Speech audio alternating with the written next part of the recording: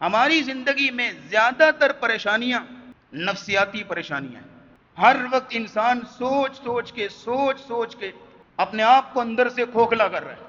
اگر یوں ہو جاتا تو کتنا اچھا تھا، اگر ایسا نہ ہوتا، کاش یہ ہو جاتا، کاش وہ ہو جاتا۔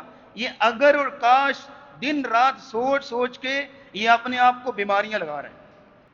یہ جتنی بھی بیماریاں، ڈپریشن ہے، انزائٹی ہے، بلڈ پریشر کی بیماریاں، یہ صرف اگر اور کاش کو سوچ کے، یہ ہو جائے گا، وہ ہو جائے گا، یہ خطرہ، وہ خطرہ، یہ خدشہ، وہ خدشہ، ان ساری چیزوں کو سوچ کے انسان، یہ آج خودکشیاں کیوں ہو رہی ہیں؟ کہ اللہ کے فیصلوں پہ راضی نہیں ہے؟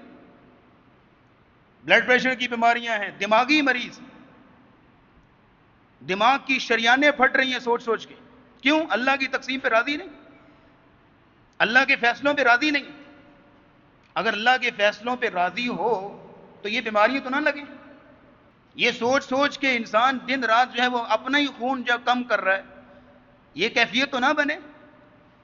یہ کیفیت اسی لیے بن رہی ہے، یہ مزاج اسی لیے بن چکا ہے کہ اللہ کے فیصلوں کو ماننا نہیں چاہتا، اللہ کی تقسیم پہ مطمئن نہیں، اللہ کی تقسیم پہ راضی نہیں۔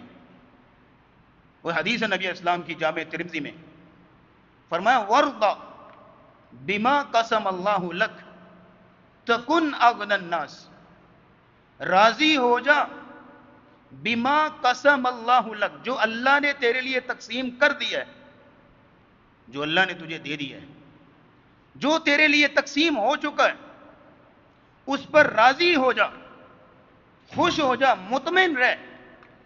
تکن اغنى الناس، تو لوگوں میں سب سے بڑا امیر بن جائے گا۔ امیری دل کی امیری ہوتی ہے، مال سے بندہ امیر نہیں ہوتا۔ اگر دل امیر نہیں ہے تو بینک اکاؤنٹ میں ان لمیٹڈ صفریں ہوں پھر بھی اس کا جی نہیں بھرتا، کیونکہ دل غریب ہے۔ لیکن اگر دل امیر ہے تو بہت سے محدود وسائل بھی ہوں تو انسان مطمئن زندگی بسر کرتا ہے۔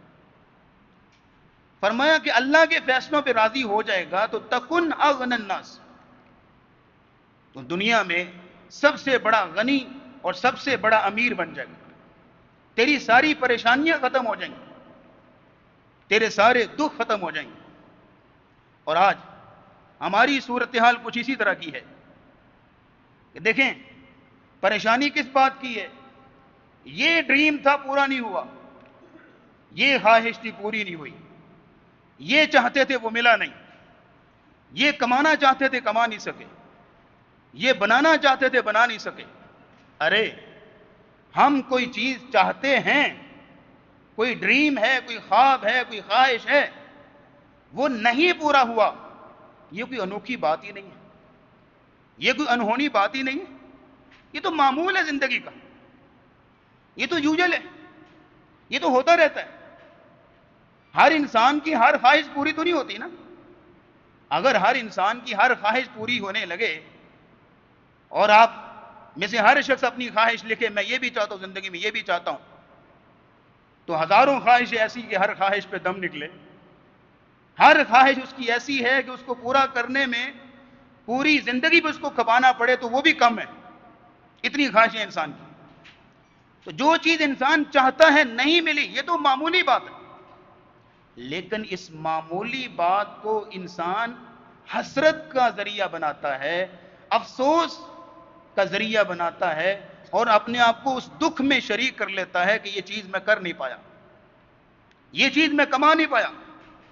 اور یہی حسرت اور یہی افسوس اور یہی دکھ اس کے اندر بہت ساری بیماریاں پیدا کرتا ہے، پریشانیاں پیدا کرتا ہے، غم، نفسیاتی دباؤ، ذہنی اور قلبی بیماریاں پیدا کرتا ہے۔ اور کئی دفعہ ایسا بھی ہوتا ہے کہ وہ چیز جو ہم نے سوچ رکھی ہے، ڈریم ہے، وہ مل گیا، لیکن اس کے ساتھ ہم نے کچھ توقعات لگا رکھی ہوتی کہ یہ چیز مل جائے تو یہ ہو جائے گا، وہ ہو جائے گا، یہ لہریں بہریں۔ لیکن ہوتا یہ ہے کہ وہ چیز مل جاتی ہے، توقعات پوری نہیں ہوتی، جو اس چیز سے ہم نے ایکسپیکٹیشنز جوڑ لی تھی وہ پوری نہیں ہوتی۔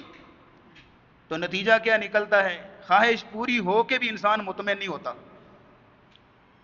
وہ خواہش پوری ہو کے، خواب پورا ہو کے پھر بھی انسان مطمئن نہیں ہے، پھر بھی اسی طرح پریشانی کا شکار ہے، پھر بھی اسی طرح غم کا شکار ہے۔ اور بعض دفعہ تو ایسا ہوتا ہے کہ مطلوبہ چیز مل گئی، خواب پورا ہو گیا اور توقعات بھی پوری ہو گئیں، لیکن پھر اس چیز کے چھن جانے کا خوف اس کو لاحق رہتا ہے، ایک خدشہ اور ڈر لاحق رہتا ہے، یہ نہ ہو جائے، وہ نہ ہو جائے، یہ نقصان نہ ہو، وہ نہ ہو۔ ان ساری پریشانیوں اور ان ساری منفی سوچوں سے نکلنے کا اکلوتا راستہ، واحد راستہ، اور وہ یہ ہے کہ اللہ کی تقسیم پہ راضی ہو جائے، اللہ کے فیصلوں پہ راضی ہو جائے۔